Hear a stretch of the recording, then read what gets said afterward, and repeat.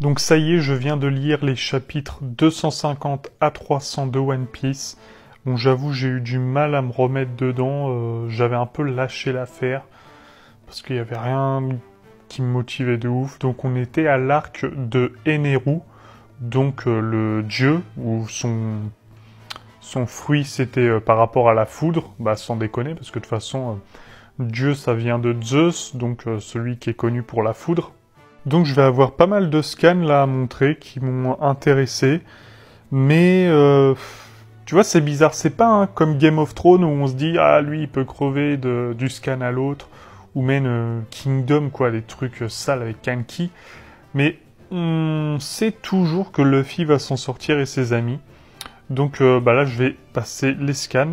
Alors d'abord j'ai trouvé ça bien trouvé, le serpent là avec ses bulles là qui étaient tirées par lui. Et je me disais aussi faire un scan comme ça là, le dessiner. Et ça doit vraiment pas être facile. Hein. Et donc là oui j'ai trouvé ça marrant la blague, il se cache derrière. La double carte également qui fait une tête de mort, j'ai trouvé ça génial. Surtout le rappel quelques scans plus tard où j'avais presque oublié et comment ça a disparu, j'ai trouvé ça extrêmement bien fait.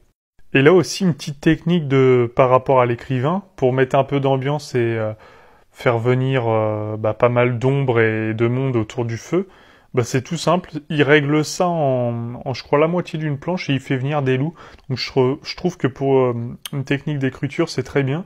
Tu vois, il se fait pas chier à inventer des sortes de scénarios, ça dure la moitié d'une planche et il te ramène des loups sans aucun sens et qu'on ne verra qu'une fois. Ce mec-là, il m'a fait penser un peu à celui qui garde le paradis là dans DBZ.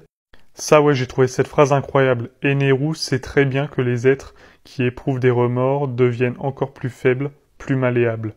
Et j'ai trouvé ça excellent pour le page turner d'annoncer que sur 80 combattants, il y allait en avoir que 5 qui allaient survivre. Le pari du dieu, et donc il fallait qu'il tienne. Ça, j'ai trouvé ça excellent pour mettre de la pression. Et donc à chaque fois avec ces petits cadrans qui mettent à peu près où on se trouve. Et ça, vraiment, je trouve c'est une pure technique de bon écrivain. Et même là, de rajouter du temps. Et ouais, cette planche-là aussi, je me disais, qu'est-ce que ça doit être galère à dessiner.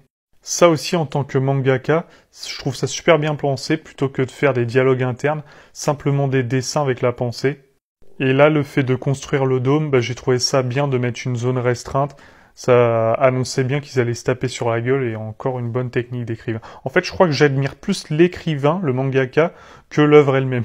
Là encore très bien, le fait qu'il soit 6 et qu'il avait dit qu'il parie sur 5, donc il va péter la gueule à quelqu'un. Et là, le rappel par rapport à la carte. Maintenant, comme d'hab, je te mets mon top 5 des personnages et ma note sur 10.